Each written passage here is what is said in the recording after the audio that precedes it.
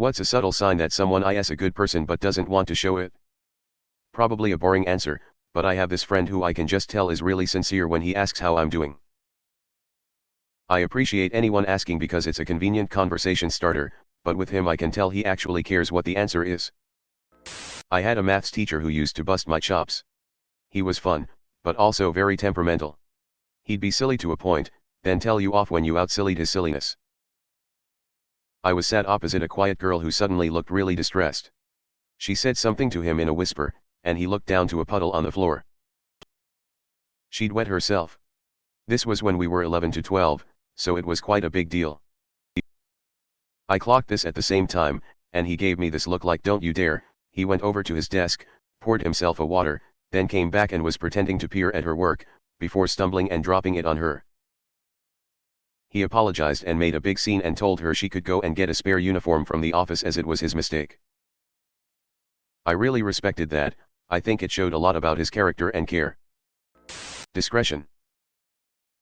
I see it is a sign of empathy, most of times, at least. They anticipate that openness may be undesirable for you and so they remain discreet in order to make you more comfortable. Be it regarding some information you shared with them or when helping you out with something, no questions asked. When folks are piling on jokes on teases on someone that they don't know very well and the person quietly raises a point of kindness or empathy. It's so easy to be mean-spirited, especially in group settings. It's harder to be kind in those situations. They are given a chance to quietly talk bad about someone, but instead, says something good. Had a teacher growing up that came across as very strict and standoffish, gave off this air of learn the material or fail. In reality though, he would answer any questions you had, even if it was being repeated, was incredibly patient, and would stay as late as he needed to in order to make sure the students understood the material. If a majority of the class bombed a test he would address it with the class to understand what went wrong, and would redo the material if needed. And #X200B. Looking at him or just popping by his class, you'd think he'd be a typical hardass, but in reality he cared immensely about making sure we understood our lessons and were prepared for the next year. When you're in a group and that one person keeps trying to say something or add to the conversation but they keep getting talked over, then that other person will look at them and say, "Sorry person, I didn't catch what you were trying to say, can you repeat it?" and make space for the person being ignored unintentionally. That's a real gem. Guy I used to work with was such a class clown, always cracking jokes. Everybody liked him because he was so funny. It was a while before I realized that his jokes were never at anybody's expense. He was kind. There was never anything mean in anything he ever said, to anybody's face or behind their back. Anyway, we're married now. Admonishes people for being rude to wait staff. I was at a family dinner at a pub/restaurant years ago, and my sister was very rude to the waiter because her steak was overcooked or something, really went hard on him, and my brother's new girlfriend, who always seemed a shy and quiet person, told my sister to basically stop being a bitch and that the waiters didn't cook the food, and you're embarrassing all of us, everyone's looking at us, etc. From that point on, I knew she was a good sort. When you are having an argument and they actually listen to your point instead of just getting ready to make theirs. Helping others for the sake of helping them without expecting anything in return. True merit is like a river. The deeper it is, the less noise it makes. Edward F. L. Wood. I waited tables at a pretty popular new Mexican restaurant when I was in college. There was this one manager, her name was Rosie, and she never smiled. She always looked like she was pissed off at everyone and everything. The entire wait staff and bus staff feared her. When she walked into the kitchen and wanted something, the line would immediately jump to her demands. It was rumored that she was the person to fire any employee when an employee was fired. The only people that didn't seem to be scared of her were the hostesses. They were always talking to her like she was just any other manager or person in the restaurant. She scared the hell out of me for the first year I worked there. I made sure that she never had anything to be upset at with me. One day, I came into work sick as fuck and having just a really bad day. She took me to the side and talked to me for a good half hour. Just asking quizitons about my day and how school was going. Towards the end of the conversation she said I didn't look good and that if I wanted to, I could take the night off. Rosie was the best fucking person I ever met inside the restaurant industry. From that day on it was my goal to make her laugh. I never did make her laugh. But I got a smile out of her quite a bit after that. She was not just a good person, she was one of the best. But man, you wouldn't know it unless you really took the time to look.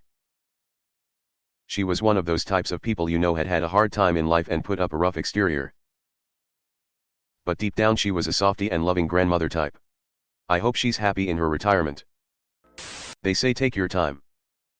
When someone is actually in trouble / needs help, they will help out, even if it's really subtle or disguised as something else.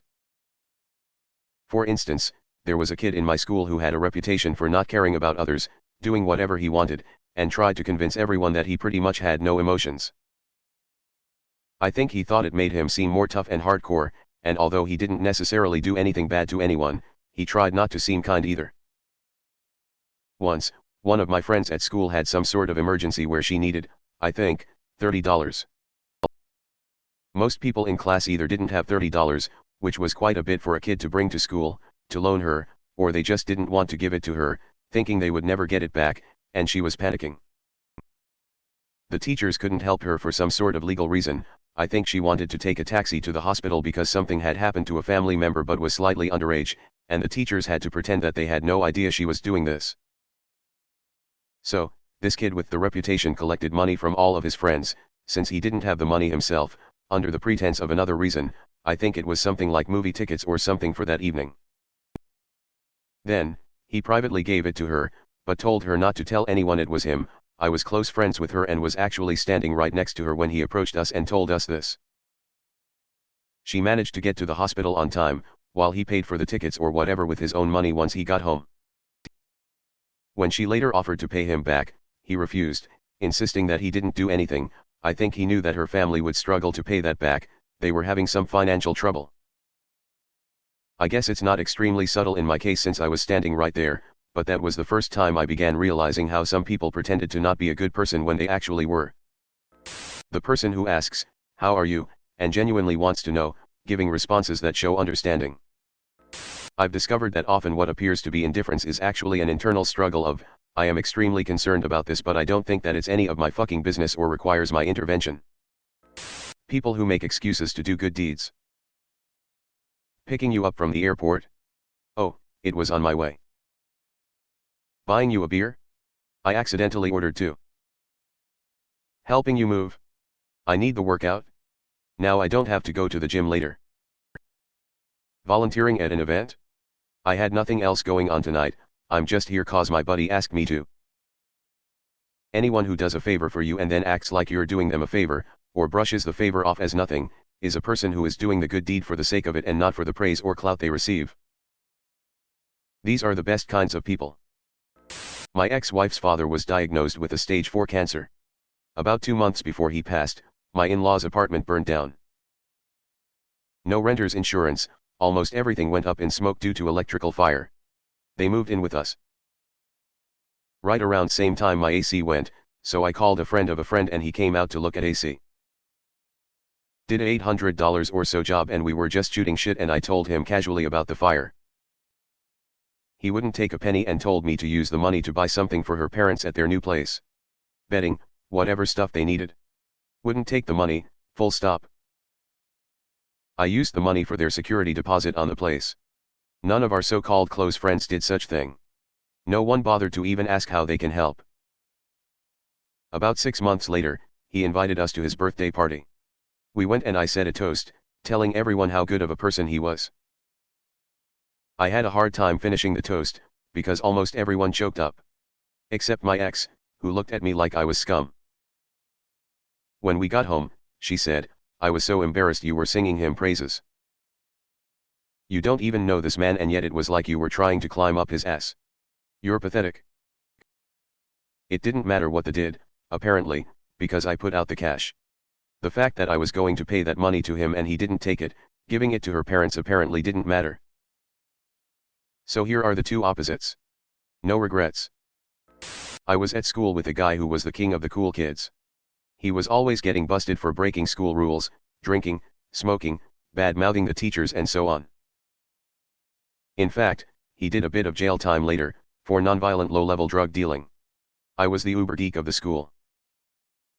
I didn't get bullied as such, but I remember one time that his cool gang kids were ribbing me a bit too much, and he stepped in and told them to cool it, and a bit later, when I won the school academic prize, he went out of his way to sincerely congratulate me. In fact, a few years later, and after the jail time, he became pretty well known as a TV personality and had his own show, where he was generally lauded as giving the impression of being a really nice guy, which, in this case, he was. Someone who's always quiet but raises their concern when they feel it's against theirs or someone's will. People who ignore things like accidentally spitting while talking or accidentally farting to not make you feel embarrassed. For me, it's a combination of things. Speaking up for someone who is not present, listening, empathy. You can tell a good kid when they purposely try to include the quiet shy kid at school, and make an effort to be nice and friendly to them. I was that kid at high school, and it always made me happy when these kids would make an effort to talk to me. Recently my boss and I were waiting for a train in London. I see him hurrying back up the stairs. He had seen a woman on her own approaching the stairs with a pushchair and instinctively dashed up to assist her. Must have been 50 people around us that either didn't see or didn't care enough to act. They don't brag. When someone does some big brain moves that's helpful to everyone, but doesn't like the attention. Doing kind things and not taking credit or posting for internet karma. When they try to shoo away the little bluebirds circling around them. When they do yard work or snow removal for an older or disadvantaged neighbor regularly, all under the guise of keeping up the curb appeal or property values of the neighborhood. Being quiet, polite, and willing to help. Or anyone who isn't self-centered generally leans to being a good person. I am not a good person, I've realized. People who don't mock others for problems they're going through, basically, they avoid belittling others despite having numerous opportunities to do so, ESP in family/large gatherings.